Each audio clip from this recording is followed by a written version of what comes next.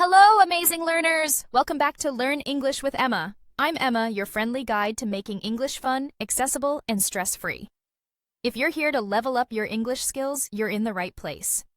Today, we're diving into one of the trickiest but most rewarding parts of learning English: listening. Whether you're a beginner who feels overwhelmed by fast-talking native speakers or an intermediate learner wanting to catch every word, this video is packed with practical, actionable tips to boost your listening skills. So, grab a cup of tea, get comfy, and let's jump in. Let's start with a question. Why do you think listening in English feels so hard sometimes? Maybe you've thought, wow, people speak way too fast, or there are so many words I don't know, and I just get lost. If that sounds familiar, you're not alone. Listening can feel like trying to catch a speeding train, especially when you're hearing slang, accents, or unfamiliar phrases. But here's the good news. You don't need to understand every single word to get the meaning. That might sound surprising, so let me explain why and how you can make listening easier. One of the most powerful tools for improving your listening is something called context. Context is like the background story of what you're hearing. It's the situation, the topic, or the setting. Even if you miss a few words, the context can help you piece things together. For example, imagine you're watching a video about a family camping trip. You hear words like tent, forest, and campfire. Even if you don't catch every word, you can probably guess they're talking about an outdoor adventure, right? It's like solving a puzzle. You don't need every piece to see the big picture. So instead of stressing about catching every word, focus on the main idea. Let's say you're listening to a podcast, and the speaker says, "We had an amazing day at the beach, playing in the sand and swimming in the ocean." If you catch beach, sand, and ocean, you can guess they're talking about a fun day by the sea, even if some words slip by. This mindset shift, focusing on the big picture instead of every detail, will make listening feel less overwhelming and way more manageable. Now, let's talk about one of the best ways to train your ear: repetition. Repetition means listening to the same audio or video multiple times. I know. You might be thinking, Emma, won't that get boring? But trust me, it's like magic for your brain. When you listen to something again and again, you give your brain more chances to process the sounds, recognize words, and understand the flow of English. It's like rewatching your favorite movie. Every time you watch it, you notice something new, right? Maybe you catch a joke you missed or spot a detail in the background. Listening works the same way. Here's how to make repetition work for you. Pick something short and interesting, like a 5-minute podcast episode, a YouTube video, or even a song in English. The first time you listen, you might only catch a few words or phrases. That's okay. The second time, you'll start to notice more, maybe a new word or the way a sentence is structured. By the third or fourth listen, you'll be surprised at how much more you understand. It's like building a house. Each listen adds another brick to your foundation. To keep repetition fun, choose content you actually enjoy. If you love cooking, try a podcast about recipes. If you're into travel, watch videos about dream destinations. For example, I love listening to storytelling podcasts because they're engaging, and I don't mind hearing the same story a few times. It's like curling up with a good book. What's something you'd love to listen to in English? Let me know in the comments below. I'm curious.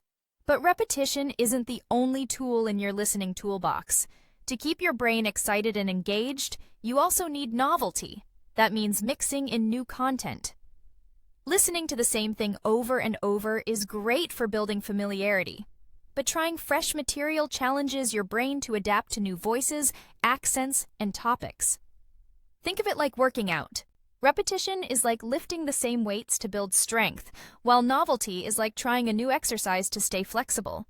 If you're wondering where to start, the key is to find content that's just a little bit challenging.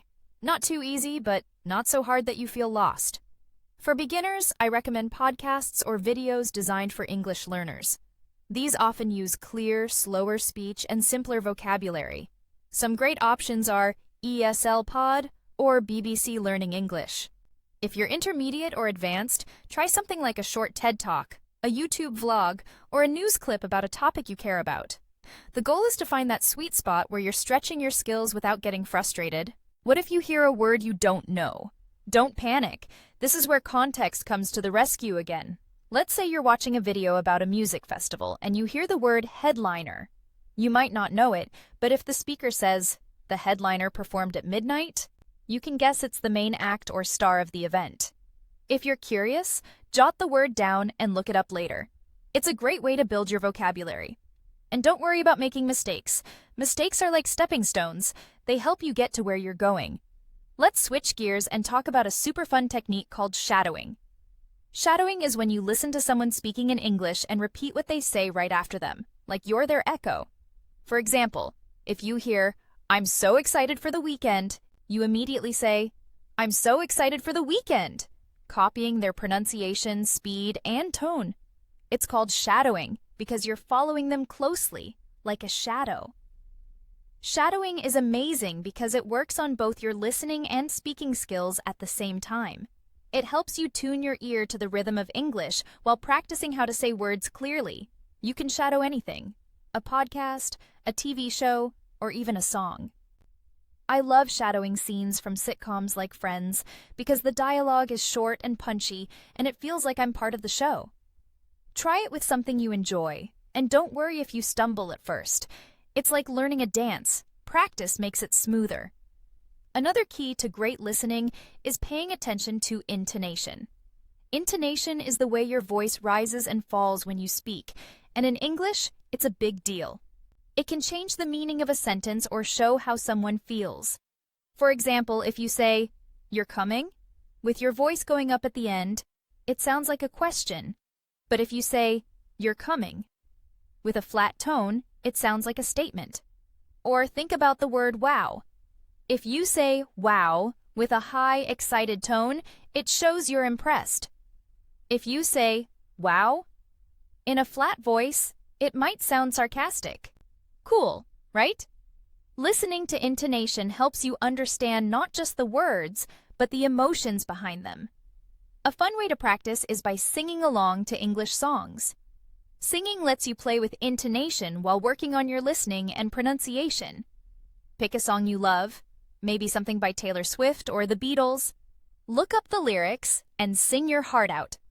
Even if you get some words wrong, you're still training your ear to catch the melody and rhythm of English. Plus, it's like a mini language party. Now, let's talk about something called passive listening. This is when you listen to English in the background while doing other things, like cooking, cleaning, or walking your dog. You don't have to focus intensely. Your brain is still absorbing the language, even if you're not paying full attention. It's like when you hear a catchy song on the radio a few times and suddenly know the chorus without trying. Passive listening helps you get used to the sounds of English, so words and phrases start to feel familiar over time. Try playing an English podcast, audiobook, or even a TV show in the background while you're doing chores. For example, I like to listen to travel vlogs while I'm folding laundry. It's relaxing, and I pick up new words without even trying. The more you surround yourself with English, the more your brain will start to recognize patterns, like how sentences are structured or how certain words are pronounced. It's a low-effort way to boost your listening skills, and it adds up in a big way. Speaking of progress, improving your listening skills is a gradual process. It's not about instant results. It's about small, steady steps that lead to big improvements. At first, English might sound like a wall of noise, with words blending together. But with practice, you'll start to pick out individual words, then phrases, and eventually whole sentences. It's like learning to swim. You start with a few strokes, and before you know it, you're gliding through the water. Here's another tip to supercharge your listening. Combine it with reading. Have you ever tried listening to an audiobook while following along with the text? It's a total game changer. When you hear the words and see them at the same time, it helps you connect the sounds to the spelling, which is especially helpful for tricky words or phrases. For example, English has a lot of words that sound similar but look different, like right, and right. Seeing them while you listen clears up the confusion.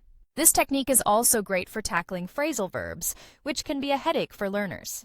Phrasal verbs are phrases like pick up, turn off, or give up, where a verb plus a word like up or off creates a new meaning. They're tricky because the meaning isn't always obvious. For example, if you hear, "let's pick up the pace," you might guess from context that it means go faster, even if you don't know the phrasal verb. Listening while reading helps you spot these phrases and understand how they're used. If you hear something confusing, pause, look it up, and add it to your vocabulary list. Let's wrap up this part with a quick recap and one more tip. Make listening fun. Learning English doesn't have to feel like homework. You can use entertainment, like Netflix or YouTube, as a reward for your hard work. Watching shows in English is a fantastic way to practice listening, especially if you use subtitles at first. Subtitles help you match the spoken words to the written ones, which builds your confidence. Start with English subtitles, and as you get more comfortable, try turning them off for short scenes to test your skills. If you're worried that shows might be too fast, pick something with clear dialogue like animated movies or sitcoms. I love watching The Great British Bake Off because the hosts speak clearly and I get to learn baking vocab. Win-win. Over time, challenge yourself to rely less on subtitles and more on your ears. It's like taking off training wheels. You'll wobble a bit, but soon you'll be riding on your own. Wow, we've covered a lot today. To sum it up, use context to guess meanings, embrace repetition to build familiarity, mix in new content for variety. Try shadowing to boost your listening and speaking, play with intonation through songs, and add passive listening to your daily routine. These strategies will help you feel more confident and make English sound less like a mystery. You're already on your way to becoming a listening superstar, and I'm so proud of you for taking this step. In our next video, we'll dive even deeper into listening practice with more fun tips to keep you motivated. If you found this video helpful, give it a big thumbs up, subscribe to Learn English with Emma, and click the bell so you don't miss our next lesson. I'd love to hear from you in the comments. What's one listening tip you're excited to try, or what's your favorite English show or song to practice with? Let's chat! Until next time, keep practicing, stay curious, and I'll see you soon.